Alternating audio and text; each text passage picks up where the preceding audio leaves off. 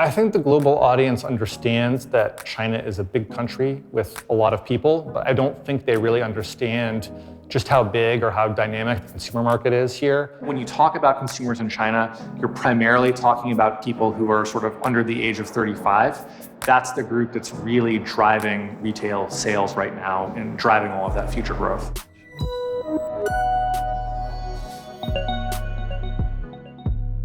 Hi, I'm Ben Cavender. I am a managing director at the China Market Research Group. With companies coming into China, many times you hear, well, there are 1.3 billion people. If I just get 1% of that market, we can grow for the next 10 years and we'll be happy. The reality, though, is you need to find your group. You need to find the 1 million or 10 million or 100 million people who actually could care about your brand. And that becomes quite difficult because China is a big place. There are a lot of cultural differences depending on where you are. East China is very different from North China in terms of how the consumer behaves.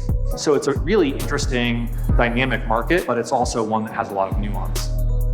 Last year, there were about 817 million smartphone users in China. In 2018, they used 189% more data. So people are much more glued to their phone here than in any other market by a large, large margin. And they're very, very sophisticated. They learn a lot about new brands and products very quickly. All of a sudden, there are a lot of brands here clamoring for attention. The consumer has gone from really knowing nothing about what to buy and sort of relying on what people told them was the safe purchase to consumers being hyper aware of what's available in the market, hyper aware of new trends. So for example, shopping has blended into entertainment here more than anywhere else. So you pick out your favorite Chinese soap opera or crime drama, and the guy on TV is wearing a suit, and you really like that suit. There's gonna be a banner running directly underneath him that you can take a picture of with your phone, and it will push you to the shopping page where you can buy the actor's outfit.